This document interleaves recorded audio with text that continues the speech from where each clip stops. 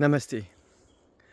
Aujourd'hui, nous allons aborder ensemble un sujet qui est très important dans toute forme de relation. C'est qu'il n'y a pas de vérité absolue.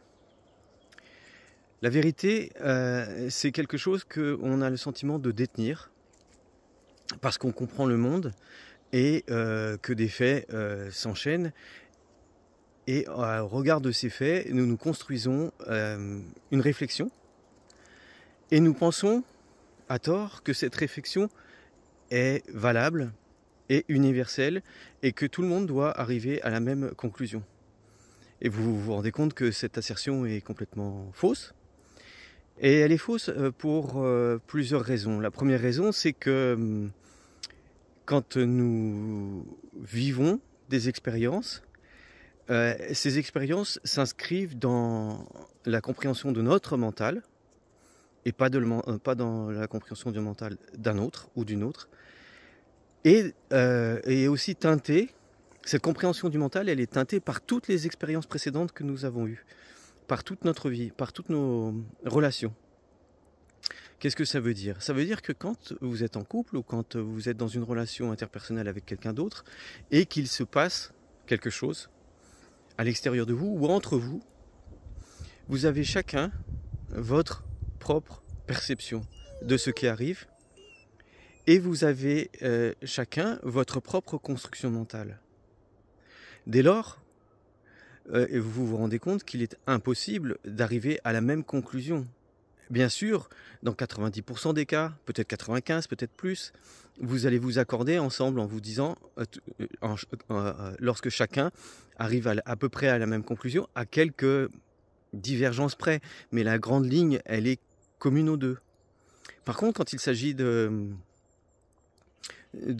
situations où chaque personne dans la relation se sent un peu remis en cause, ou en tout cas se sent mal comprise, il devient inutile de vouloir convaincre l'autre que vous avez raison, parce que c'est impossible.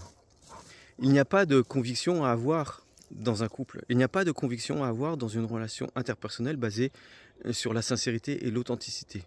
Il y a juste à vous positionner en disant voilà ce que moi je ressens, voilà ce que j'ai compris, voilà ce que j'interprète, et d'être assez ouvert à la même position de votre autre. Et vous vous rendrez compte à ce moment-là que ce n'est pas l'ego qui prend le dessus et essaye, ni le juge, votre juge intérieur, qui essaye d'avoir le dessus, mais c'est votre cœur, c'est votre ouverture d'esprit, c'est votre ouverture tout court, ouverture de cœur, qui fait que vous réalisez et que vous prenez comme base que dans cette situation et dans toutes les autres situations, il n'y a pas de vérité, chacun a sa propre vérité et nous essayons, nous faisons l'effort, en tout cas nous faisons la démarche, parce que ce n'est pas forcément un effort, c'est une démarche consciente, d'aller vers l'autre en essayant de comprendre sa vérité, sans jugement. De la même manière que l'autre essaye d'aller vers vous en essayant de comprendre votre vérité sans jugement. Donc vous voyez que le plus important dans toute relation, c'est d'être ouvert et authentique à votre vérité, sans filtre, ne pas vous mentir à vous-même, et aussi à la vérité de l'autre, dans l'authenticité et l'ouverture du cœur.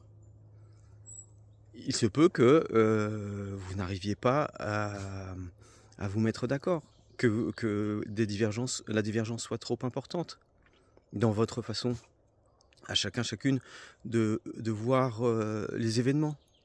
Mais en tout cas, vous avez fait, chacun et chacune, la démarche d'aller vers l'autre dans l'authenticité et dans l'humilité.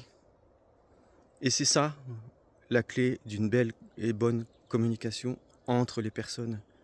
L'humilité et l'authenticité, et ne jamais oublier qu'il n'y a pas de vérité absolue. Merci, portez-vous bien. Namasté.